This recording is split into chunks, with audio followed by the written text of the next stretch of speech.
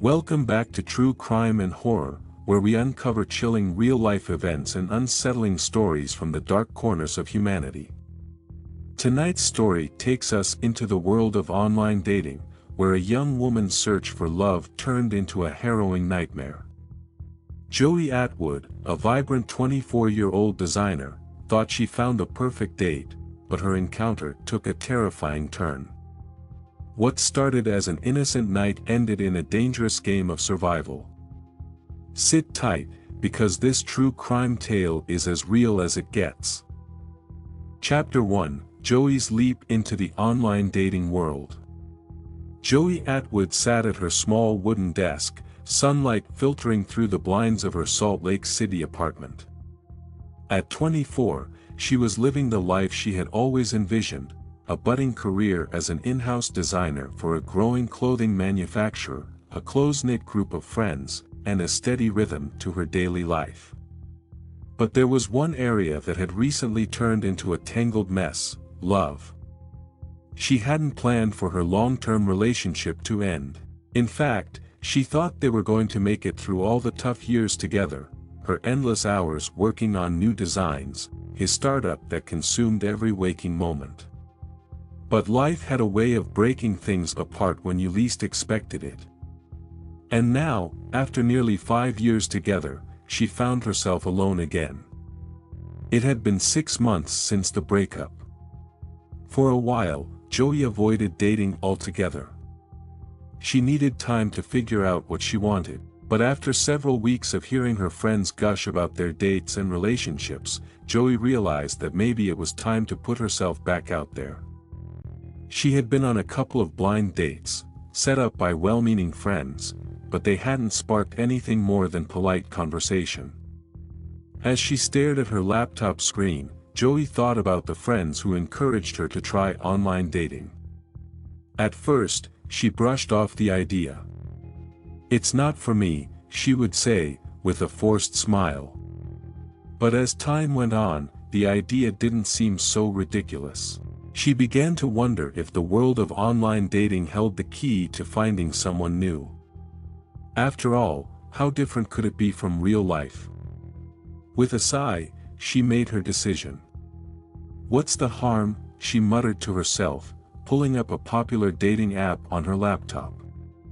She spent a few hours crafting her profile, carefully selecting photos that highlighted her best features, choosing hobbies that truly represented her passions: hiking, fashion, reading, and writing a few funny prompts that reflected her quirky sense of humor. Satisfied, she hit publish and felt a jolt of nervous excitement. It was out there now, her entire dating persona for the world to see. Within hours, Joey's phone buzzed with notifications, new matches, messages from guys introducing themselves, compliments on her photos. It was overwhelming, but also kind of thrilling. The app opened up a whole new world of possibilities. Joey sorted through the profiles with cautious optimism, chatting with a few of the guys who piqued her interest. Most of the conversations were superficial, talk of favorite foods, weekend plans, and small talk that fizzled out after a day or two. But then there was Aaron. Chapter 2: Meeting Aaron. Aaron's profile was different. He wasn't the typical chatty guy who threw compliments like confetti. His photos showed a quiet, reserved man with a rugged charm, dark hair, hazel eyes, and an athletic build. He had that mysterious vibe that intrigued Joey. His answers to the prompts were brief, but clever, leaving just enough room for interpretation to make her want to know more. One evening, after swiping through dozens of profiles, Joey stopped on Aaron's. There was something about his smirk in one of the photos that made her smile. She hesitated for a second before swiping right. The app lit up with a "It's a match" notification almost immediately. Her heart skipped a beat. "Alright, Joey," she whispered to herself, "let's see what this guy is all about." The first few messages were casual, but Aaron quickly separated himself from the others. He wasn't overly flattering, and he didn't bombard her with questions. He kept his tone light but intriguing. "So, do you think penguins have knees?" Aaron had asked her after a string of simple questions. Joey laughed out loud at the randomness of it. "That's a good question," she responded, her curiosity piqued. "Do they?" "Nope. But I've always wondered if they'd be better dancers if they did." And just like that, the conversation flowed easily. Joey found herself looking forward to their chats, even though Aaron often kept things vague. He rarely talked about his job or gave specific details about his personal life. At times, his answers were frustratingly cryptic. "Why do you have to be such a mystery?" Joey had texted him one night. "Maybe the mystery is what keeps you interested," he replied. She smiled at that. He wasn't wrong. His enigmatic nature, combined with his subtle charm, kept her intrigued. After 2 weeks of chatting and a couple of short phone calls, Joey found herself wanting to meet Aaron in person. He wasn't the typical extroverted, talkative guy she was used to dating, but there was something undeniably attractive about his quiet confidence. "Let's meet," Aaron suggested one evening, and Joey agreed, despite the fact that he'd been vague about the details of the date. "We'll keep it casual," Aaron said, suggesting a low-key restaurant in the city. Joey was a bit nervous. He never gave her much information, and the few phone calls they shared were brief. Still, he seemed harmless enough. Before the date, she texted Zara, her closest friend, as a safety precaution. "Meeting Aaron tonight. Here's the location in case I don't text back," she sent with a winking emoji, though her stomach was tight with anticipation. Zara was always protective of her, insisting that Joey let her know her whereabouts whenever she was out with someone new. Joey reminded herself that this was normal. First dates always had a bit of anxiety, right? Chapter 3, The Date That Started Off Normal. It was a crisp evening when Joey arrived at the restaurant, a trendy spot downtown that she had passed by before but never dined at. The string lights hanging outside gave the place a warm glow, despite the slight chill in the air. As she walked toward the entrance, her phone buzzed again. "Let me know if you need anything," Zara texted. "Will do." Joey typed back quickly, pushing open the door. Inside, the restaurant was bustling with the evening crowd. Joey scanned the tables until she spotted Aaron near the back. He looked different than she had imagined, slightly older, perhaps, and his hair was darker than in his photos. Still, he was attractive in his own way, with an aura of calm that immediately put her at ease. They exchanged smiles as she approached the table. "Joey?" he asked, standing up to greet her. "Yeah, Aaron, right?" Their handshake was brief but firm, and she noticed his eyes lingered on her for a moment longer than expected. It was strange, almost as if he was sizing her up, but Joey dismissed the thought. People were always a little different in person than they were online, right? They sat down and quickly dove into casual conversation. Aaron wasn't overly talkative, but when he did speak, it was thoughtful and interesting. He made Joey laugh with his dry humor, and the conversation, though slow at times, felt comfortable. Joey liked that about him, his ability to make her feel at ease despite his reserved nature. As the meal went on, she started to feel more relaxed. There were a few awkward silences, but Aaron seemed to have a knack for breaking them with an unexpected quip. Toward the end of the meal, Aaron suggested they head to the bar next door for a couple of drinks. Joey hesitated. She was having a good time, but something about the way he asked seemed off. His eyes didn't quite match his casual tone. Still, she shrugged it off, chalking it up to first date jitters. "Sure, why not?" she agreed, hoping another drink would help her shake off the nagging feeling in her gut. Chapter 4: The Bar and the Drink. The bar next door was dimly lit, with low-hanging lights casting a soft glow over the dark wood interior. It was quieter than the restaurant, which suited Joey just fine. Aaron ordered them both drinks, whiskey for himself and a fruity cocktail for Joey. As the evening progressed, the conversation became more personal. Aaron asked about her work, her hobbies, and even her family. Joey found herself opening up more than she usually did on a first date. She shared stories from her childhood, her career ambitions, and even a few embarrassing anecdotes that had Aaron chuckling. But something felt off. With each sip of her drink, Joey noticed her body growing heavier, her thoughts fuzzier. She wasn't a lightweight by any means, but this drink was hitting her harder than expected. By the time she finished her second cocktail, the room felt like it was spinning. Joey tried to shake it off, thinking maybe she was just tired. She had been working long hours at the office, after all. "I think I might be done for the night," Joey said with a small laugh, trying to stand up but wobbling slightly as she did. Aaron was immediately at her side, steadying her with a firm grip on her arm. "Let me help you. We can head somewhere quieter," Aaron suggested, his voice smooth, but something in his tone sent a chill down Joey's spine. Before she could protest, Aaron was leading her outside into the chilly night air. The cold hit her like a shock, but it didn't wake her up as much as she had hoped. Her body felt sluggish, and her mind was in a haze. She fumbled with her phone, trying to text Zara, but her fingers wouldn't cooperate. Aaron hailed a cab before Joey could gather her thoughts. Chapter 5: The Suspicion Grows. The cab ride was a blur. Joey couldn't focus on the conversation. Aaron was talking, but the words seemed to float past her without sinking in.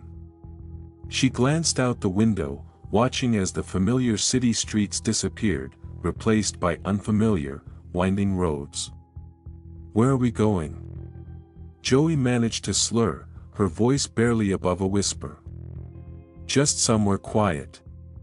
"You'll like it," Aaron replied, his tone casual, but Joey's stomach twisted in fear. Something wasn't right. She tried to sit up straighter, tried to focus, but her body wouldn't cooperate. Her phone buzzed in her purse again, but she couldn't reach it. She needed to call Zara, tell her something wasn't right. But all she could do was sit there, her head resting against the cool window, her vision blurring. The cab pulled up in front of a house, a suburban home, far from the city. Joey blinked, trying to focus, but everything felt distant. Chapter 6: The House of Unease. Joey blinked through the fog in her mind, her head heavy as she tried to process where they were. The house was an ordinary suburban home, nondescript and dark except for a faint porch light. There were no sounds, no nearby traffic, no hum of city life. Just silence, thick and unnerving. Aaron's hand was on her arm again, this time firmer than before, almost too tight. He guided her out of the cab, his voice low but insistent. "Come on, Joey. You're fine. Let's just go inside and relax." Everything about the situation felt wrong. Joey's instincts were screaming at her to run, but her body wouldn't respond. She tried to pull away from Aaron, but her legs felt like lead. Her vision was blurry, and her mind was racing, trying to make sense of what was happening. Was it the drinks? Did Aaron slip something into her cocktail? As they reached the front door, Aaron glanced at her, his expression unreadable. He unlocked the door and ushered her inside. The house was dimly lit, with sparse furniture and an eerie stillness that sent a shiver down Joey's spine. "Why are we here?" Joey asked, her voice barely above a whisper. Her head was spinning, and her knees felt weak. Aaron didn't answer right away. He closed the door behind them, the sound of the lock clicking into place making Joey's heart race. "I told you," he said quietly, "I just wanted to get away from the noise. It's quieter here. You'll feel better soon." He led her to a couch in the living room, where she collapsed, unable to keep herself upright any longer. The room felt like it was closing in on her, her mind spiraling in and out of focus. Joey's heart pounded in her chest as she struggled to stay awake, her body sinking into the couch as though it was swallowing her whole. "You're not safe," a voice in the back of her mind warned. But her body wouldn't respond to the panic rising inside her. Aaron disappeared into the kitchen, and Joey could hear the clinking of glasses. She tried to stand, to get her phone, to text Zara, but her limbs wouldn't cooperate. Her heart raced faster as fear gnawed at her, the eerie silence of the house pressing in on her from all sides. When Aaron returned, he was holding a glass of water. He handed it to her, his expression softening for a moment. "Drink this," he said, "it'll help you feel better." Joey hesitated, her mind swimming with confusion and fear. But she was so thirsty, her mouth dry and parched. Reluctantly, she took the glass, sipping slowly, her eyes never leaving Aaron's. Something was off. Something was deeply, deeply wrong. As the minutes ticked by, Joey felt the room spinning less, her mind slowly beginning to clear. But the sense of dread only intensified. She had to leave. Now. "I need to go home," Joey muttered, her voice shaking.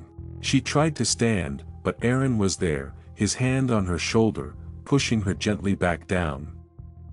"Just relax, Joey," he said, his voice calm but laced with something sinister. "You'll feel better soon. You're just tired. Stay a little longer." She looked up at him, his face now obscured by shadows, and for the first time that night, she realized just how dangerous Aaron could be. Chapter 7: The Fear Takes Hold. Joey's heart pounded in her chest as she tried to think of a way out. Her phone was in her purse, but the purse was on the other side of the room, out of reach. She could barely stand, let alone fight off someone as strong as Aaron. Panic clawed at her insides as she realized how vulnerable she was. "I really need to go," she said again, her voice more forceful this time. "I'm not feeling well." Aaron's smile faltered for a split second, but he quickly regained his composure. "You're just a little dizzy. Let me drive you home later. You can rest here for a while." Joey's eyes flickered to the door. It was only a few feet away, but it felt like miles. She could hear her pulse pounding in her ears, every instinct telling her to run, to fight, to scream. But her body still felt sluggish, like she was trapped in a nightmare she couldn't wake up from. Aaron's calm demeanor was starting to crack. He sat down next to her, too close, his knee brushing against hers. His hand rested on her shoulder, a gesture that was meant to seem comforting, but it made her skin crawl. "Joey," he said softly, "we're having a good time, aren't we?" She nodded, too afraid to say anything else. She needed him to let his guard down. Maybe if she played along, acted like she wasn't terrified, she could buy herself enough time to escape. "Yeah, it's been a long day," Joey said, forcing a weak smile. "Maybe we can hang out another time." Aaron studied her for a long moment, his eyes dark and unreadable. Then, he smiled, but it didn't reach his eyes. "Sure," he said slowly, "but let's relax for a bit first. You don't need to leave just yet." Joey's stomach twisted in knots. She could see it now, the possessiveness in his eyes, the way his grip on her shoulder tightened just a little too much. He wasn't going to let her leave. She had to think fast. Her mind raced through possible scenarios. Could she make a run for it? Could she scream? Would anyone hear her? Suddenly, Aaron's phone buzzed on the coffee table, breaking the tension in the room. He glanced at the screen, his expression hardening as he stood up abruptly. "I'll be right back," he muttered, walking toward the kitchen with his phone in hand. The moment he was out of sight, Joey's body surged with adrenaline. This was her chance. She pushed herself up from the couch, her legs shaking beneath her. She grabbed her purse and fumbled for her phone, her hands trembling as she tried to unlock it. But her fingers were too clumsy, too slow. Aaron's voice came from the kitchen, low and agitated. Joey didn't have much time. She stumbled toward the door, her breath coming in short, panicked gasps.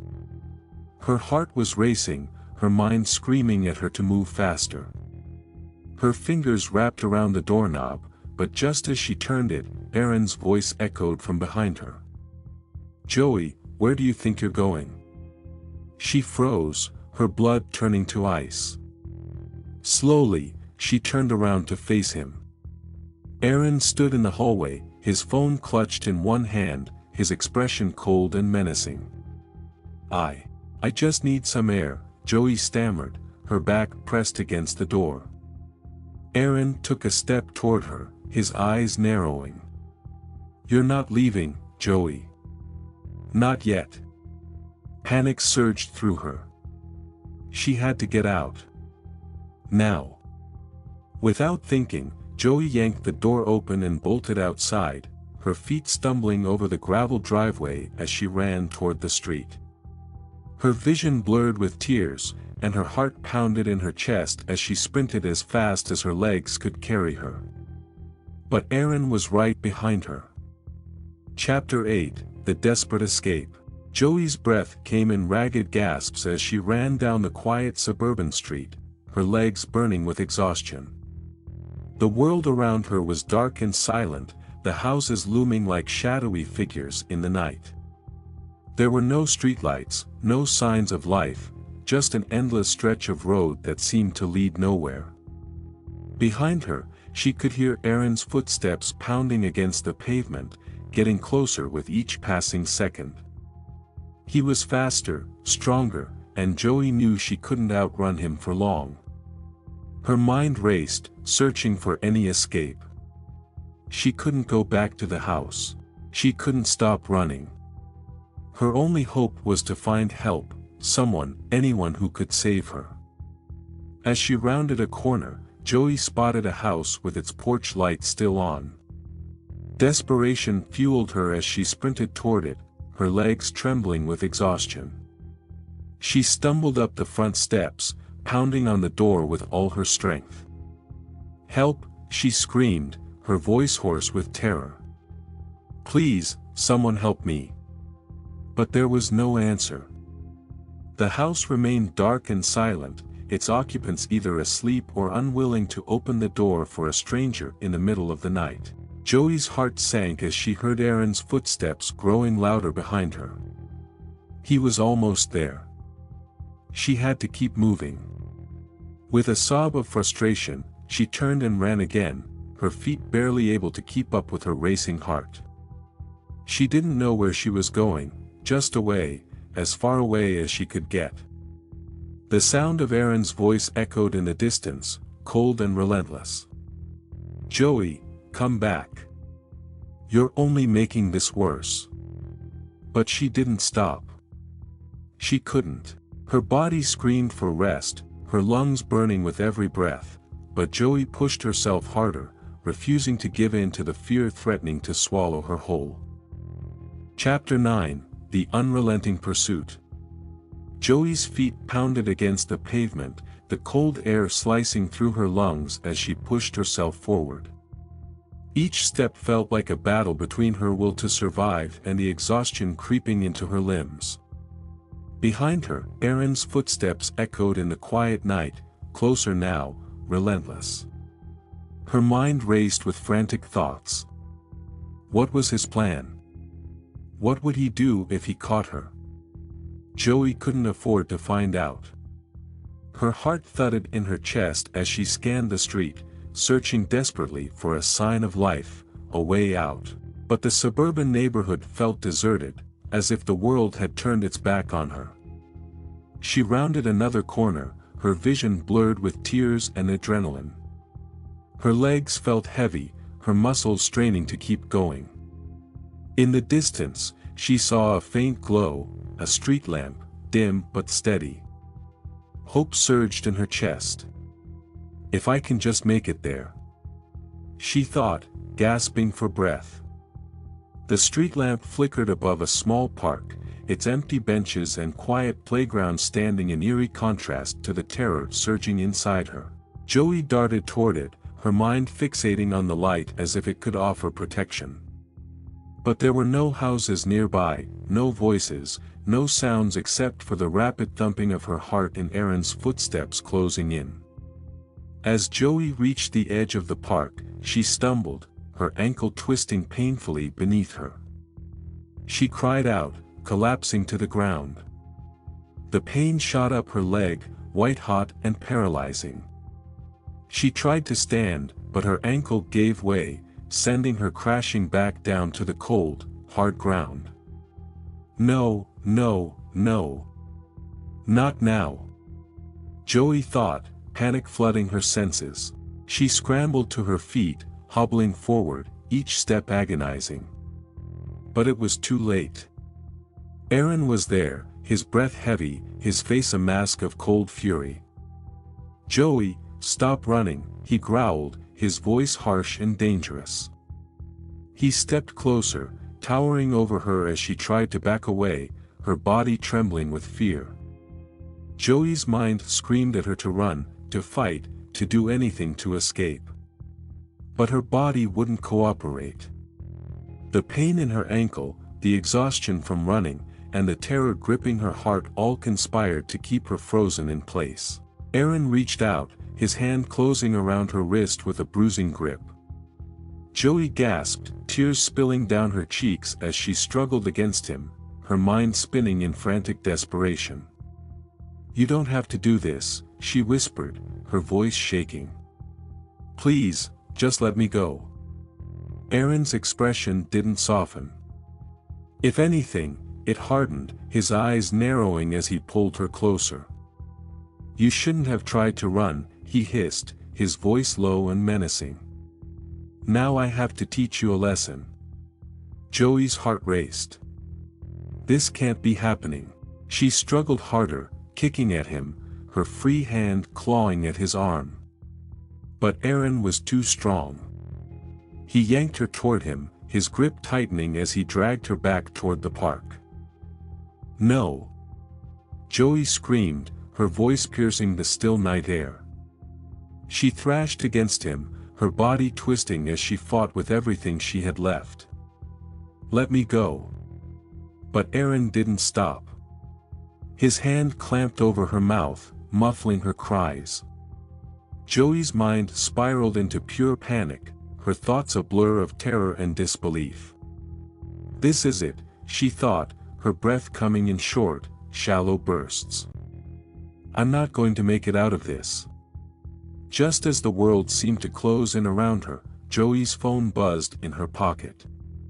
A faint vibration, almost imperceptible. But to Joey, it was a lifeline. With one last burst of adrenaline, she jerked her arm free from Aaron's grasp and fumbled for her phone, her fingers trembling as she pulled it out of her pocket. Aaron's eyes flashed with anger, and he lunged at her, trying to wrestle the phone from her grip. But Joey was faster. She managed to hit the call button, her phone automatically dialing Zara, the last person she had texted. "Zara!" Joey screamed into the phone, her voice ragged with fear. "Help me! I'm..." Aaron ripped the phone from her hand and threw it to the ground, smashing it against the pavement. Joey's heart sank as the screen shattered, the lifeline she had clung to disappearing before her eyes. That was a mistake, Aaron said, his voice low and threatening. His hand tightened around her arm, pulling her back toward him.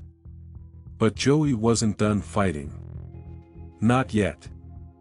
She had one last chance, one last shot at escape. She drove her knee up into Aaron's stomach, the impact sending a shockwave of pain through him.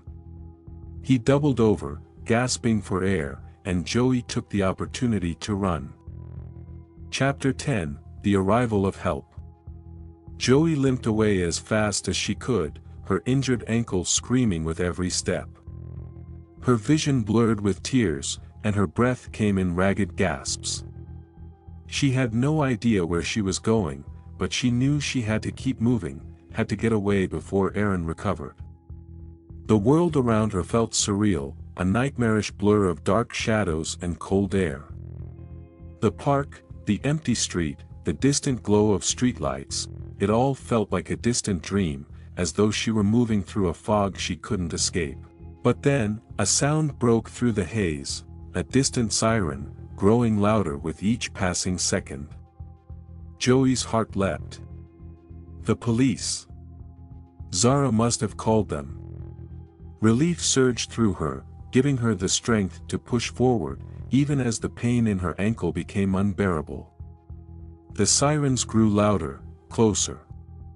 Joey stumbled toward the street, her breath catching in her throat as a pair of headlights appeared in the distance, followed by the unmistakable shape of a police car.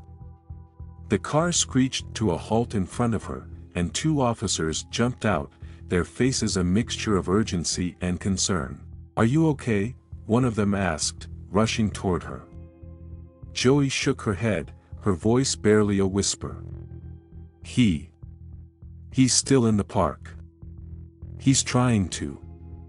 But before she could finish, Aaron appeared at the edge of the park, his face twisted with fury.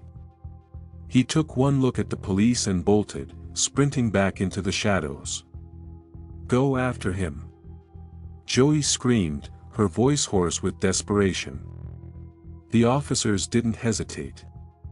One of them helped Joey into the police car while the other chased after Aaron, their flashlights cutting through the darkness as they pursued him into the night. Joey collapsed into the back seat of the police car, her body shaking with exhaustion and relief. She had done it. She had escaped. Chapter 11, The Aftermath. Joey sat in the back of the police car, her whole body trembling as the adrenaline began to wear off. Her mind spun with everything that had just happened, the terrifying chase, Aaron's grip on her, and the overwhelming relief of seeing the police arrive just in time. She leaned back against the seat, her breath coming in shallow, ragged gasps. The officer who had stayed with her turned around in his seat. "You're safe now," he said gently. "We've got units out looking for him. But right now, we need to get you checked out and file a report.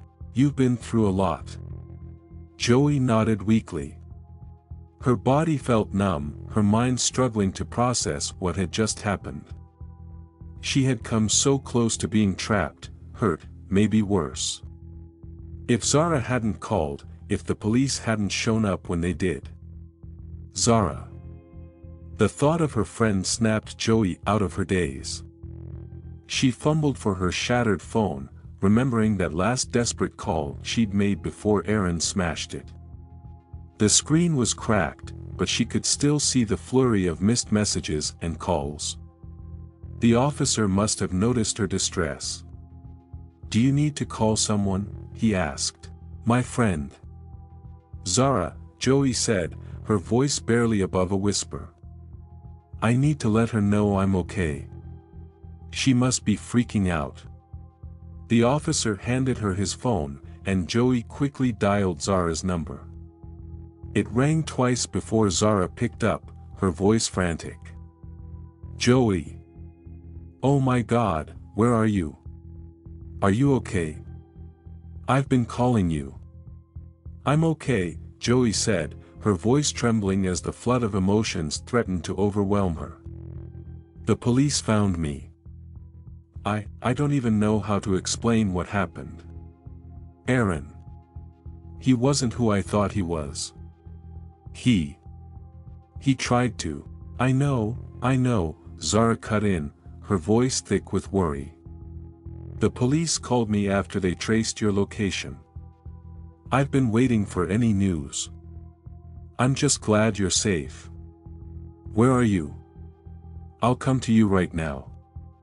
I'm in a police car. I think they're taking me to the station, Joey said, glancing at the officer for confirmation. He nodded. I'll meet you there, Zara said. Just hang in there, okay? I'm coming. Joey hung up and handed the phone back to the officer. My friend's meeting me at the station. Good, he said, giving her a reassuring smile. You're doing great. We'll be there soon. As the police car pulled away from the scene, Joey stared out the window, her mind replaying the events of the night over and over again. How had things gone so wrong? She had been cautious, told her friends where she was going, stayed in touch. But Aaron, or whoever he really was, had fooled her. He had played his part so perfectly, right up until the moment the mask slipped. The flashing lights from the squad car cut through the darkness as they approached the police station. Joey felt a strange sense of detachment as they arrived, like she was watching everything happen from a distance. She had survived, but the reality of what could have happened weighed heavily on her. As soon as she stepped out of the car, she spotted Zara rushing toward her. Without a word, Zara wrapped her arms around Joey in a tight embrace. Joey melted into her friend's arms, the tears she had been holding back finally spilling over. I'm so sorry, Joey whispered between sobs. I should have been more careful. Zara shook her head, pulling back just enough to look Joey in the eyes. None of this is your fault. You did everything right, Joey. He's the one who's a monster, not you. I'm just so glad you're okay. Joey nodded, wiping her tears with the back of her hand. I don't know what I would have done without you. You don't have to think about that, Zara said firmly. What matters is you're here, and we'll figure everything out from here. Together. Chapter 12, Truths Revealed. Inside the police station, Joey was taken to a small interview room where a detective greeted her with a gentle but professional demeanor. Zara sat beside her, holding her hand for support. Joey recounted everything, her online chats with Aaron, the date, the bar, and the terrifying moments that followed. As she spoke, details she had buried in the haze of the night began to resurface. I ignored the red flags, Joey said quietly. He was always so vague about things, like where we were going to meet or why he didn't want to talk on the phone. I thought it was just quirks, but when I started feeling so strange after just 2 drinks. The detective nodded, taking careful notes. It's common for predators like Aaron to use substances to incapacitate their victims, he said gently. We'll run some tests, but it sounds like he may have drugged you. The words made Joey's stomach turn. She had trusted Aaron enough to go on a date with him, and he had taken advantage of that trust in the most horrible way possible. What about him? Joey asked, her voice filled with dread. Did you catch him? The detective's expression grew serious. We didn't catch him at the scene, but we have an idea of who he really is. The man you know as Aaron appears to be using a fake identity. His real name is James Richardson. He's been involved in criminal activity before, including assault and armed robbery. We're confident we'll track him down, but it might take some time. Hearing Aaron's, or rather, James', true identity sent a shiver down Joey's spine. She had been sitting across from a criminal, completely unaware of the danger she was in. Why didn't I see it? Joey whispered, more to herself than anyone else. Zara squeezed her hand. Because you're a good person, Joey. You trust people. That's not a bad thing. But he took advantage of that. It's not your fault. Joey nodded, though it still didn't ease the weight pressing down on her chest. She had almost been hurt, or worse, by someone she barely knew. The thought was enough to make her feel sick. The detective stood, giving Joey a kind but firm look. We're going to do everything we can to bring him to justice. In the meantime, I recommend staying with friends or family, just in case. We'll keep you informed about the investigation. Joey nodded, feeling a mixture of relief and lingering fear. The nightmare wasn't over yet, but at least she was no longer alone. Chapter 13, Recovery and Reflection. The days that followed were a blur of police reports, medical exams, and therapy sessions. Joey's physical injuries were minor, just a sprained ankle and some bruising, but the emotional toll was far greater. Every night, Joey was haunted by the thought of what could have happened if Zara hadn't called the police, if she hadn't fought back, if the officers hadn't arrived when they did. She replayed the evening over and over in her mind, dissecting every moment, every decision, every red flag she had missed. Zara stayed by her side through it all, never once letting Joey feel like she was going through this alone. You're strong, she would remind Joey whenever she felt herself slipping into a spiral of self-doubt. You survived. That's what matters. But it wasn't easy. Joey had trusted Aaron, James, and that trust had been shattered. It would take time to rebuild her sense of safety, to learn how to trust again, even with people she had known for years. Her therapy sessions became a lifeline, a place where she could confront her fears and work through the trauma. The therapist reassured her that it was normal to feel shaken after such a close call, and that recovery would take time. You're allowed to feel scared, and you're allowed to take as much time as you need, the therapist had said during one session. What you went through was terrifying, but you're here, and that's a testament to your strength. Joey took those words to heart. She knew it would be a long road, but she was determined not to let what happened define her. Chapter 14, Justice. A few months later, Joey received the news she had been waiting for. The police had finally apprehended James Richardson in another state. He had been using a fake identity once again and was attempting to flee the country when they caught him. His past criminal record, combined with the kidnapping charges Joey had filed, ensured that he would be behind bars for a long time. Joey felt a sense of closure, but it wasn't the kind of triumphant victory she had imagined. Justice had been served, but the scars, both physical and emotional, would remain. Still, she was grateful. Grateful for Zara, who had acted so quickly. Grateful for the police, who had taken her seriously from the start. Grateful that she had survived. Epilogue, a lesson learned. Joey sat on the balcony of her apartment one evening, watching the sun set over the city. The cool breeze brushed against her skin, carrying with it a sense of calm she hadn't felt in months. She had changed since that night.